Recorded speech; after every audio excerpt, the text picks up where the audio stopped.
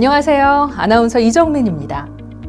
미취업 장애인에게 일자리 제공을 통한 사회참여 확대 및 소득 보장을 지원하는 2023 장애인 일자리 사업 교육에 오신 여러분을 환영합니다. 지금부터 신청 자격, 교육 및 휴가 등 공통사항에 대해서 자세히 설명해 드리겠습니다. 먼저 각 일자리 유형별 장애인 일자리 사업 참여 신청 대상에 대해 알아보겠습니다.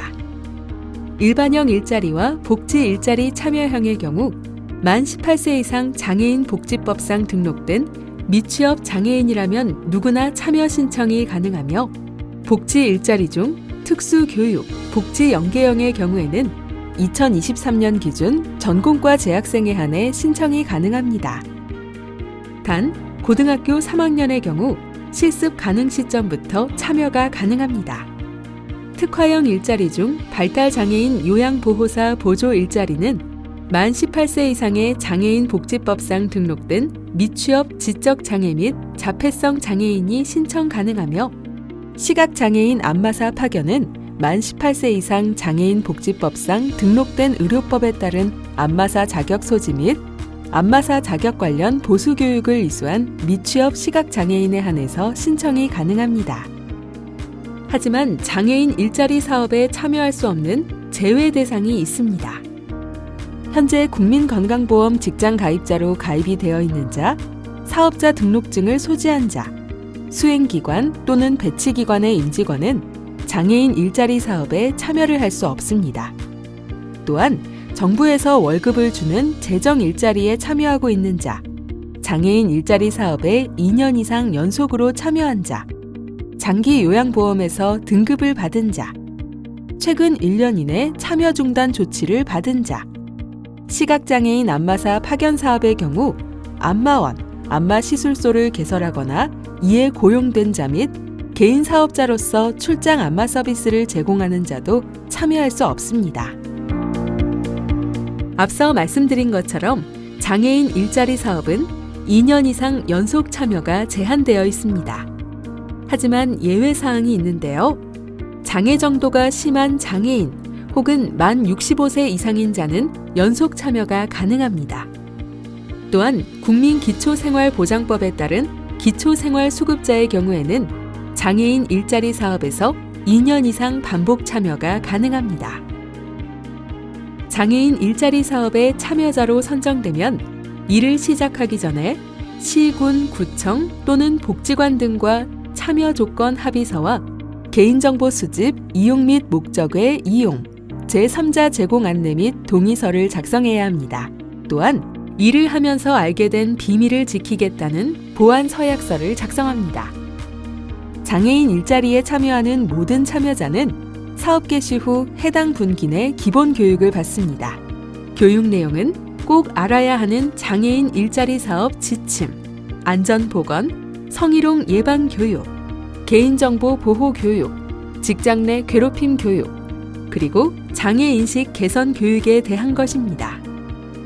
이때 수행기관에서 실시하는 교육시간 및 발달장애인 요양보호사 전문 교육과정 등 보건복지부에서 주최하는 교육을 참여하는 시간도 근무 시간으로 인정된다는 점도 꼭 기억하시기 바랍니다. 또한 여러분이 근무를 시작하게 되면 매일매일 근무 상황 일지를 써야 합니다. 근무 상황 일지는 매일 업무 내용을 작성하고 본인 서명을 합니다. 작성 후 담당 직원에게 확인받습니다. 일반형 일자리와 특화형 일자리의 경우 1년에 사용할 수 있는 연가가 있습니다. 연가는 1개월 개근 시 1일의 유급 휴가가 발생하며 12개월 동안 개근 시 1년 동안 최대 11개가 발생합니다. 사업에 중도 참여한 경우 사업 유형 변경도 한 달을 개근하면 다음 달에 1일의 연가가 발생합니다. 복지 일자리의 경우 단시간 근로자에 해당되어 연가는 발생하지 않습니다. 연가 이외에 몸이 아파서 쓸 수 있는 병가가 있습니다. 병가는 유급휴가이며 사업 유형별 연간 허용되는 범위 내에서 사용할 수 있습니다. 근태 신청서와 증빙 서류를 제출한다면 병가는 1년 이내에 최대 10일까지 쓸 수 있습니다. 연가와 병가 외에 다른 휴가가 있는데요. 결혼, 입양 등 특별한 사유가 있는 경우 부여받는 특별 휴가가 있습니다. 그럼 특별 휴가에는 어떤 것들이 있을까요? 첫 번째, 결혼이 있습니다. 본인이 결혼할 경우 5일의 특별 휴가를 사용할 수 있으며 자녀가 결혼을 할 경우에는 1일의 특별 휴가가 주어집니다. 물론 직장에 청첩장을 제출해야 합니다. 두 번째, 사망에 관한 특별 휴가입니다. 사망한 사람에 따라 특별 휴가 기간이 다르기 때문에 자세한 것은 담당 직원에게 확인하셔야 합니다. 특별 휴가를 사용한 후 직장의 부고장 또는 사망 진단서와 가족관계 증명서를 모두 제출해야 합니다. 세 번째, 입양과 관련한 특별 휴가도 있습니다. 자녀를 입양할 경우 특별 휴가 기간은 20일이며 직장에는 입양 확인서를 내야 합니다. 네 번째, 출산과 관련한 특별 휴가도 있습니다. 남성 근로자의 경우 배우자가 아이를 낳았을 때 특별 휴가는 10일이며 직장에 출생증명서를 제출해야 합니다. 여성 근로자의 경우 임신을 했을 때는 출산 전후에 총 90일간의 특별 휴가를 사용할 수 있습니다. 더 자세한 사항은 담당자에게 문의하시기 바랍니다. 이렇게 연가, 병가, 특별 휴가를 사용할 때는 담당자에게 근태 신청서를 내야 한다는 점 알고 계시죠? 다음은 일을 하지 못해도 일을 한 것으로 인정해주는 공가에 대해 설명드리겠습니다.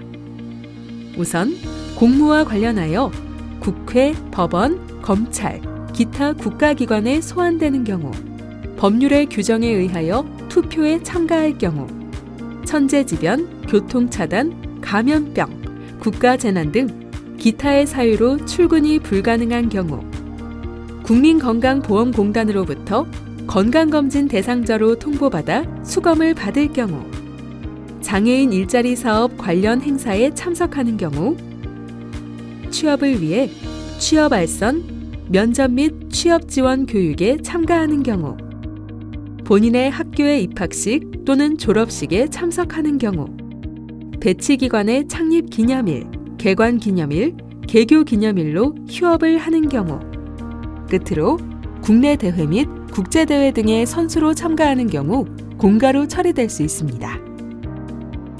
장애인 일자리 사업 참여를 중단해야 하는 경우가 있습니다. 다음에 설명할 사유로 인해 참여가 중단된 경우, 중단 시점으로부터 이후 1년간 장애인 일자리 사업 참여를 제한하고 있습니다.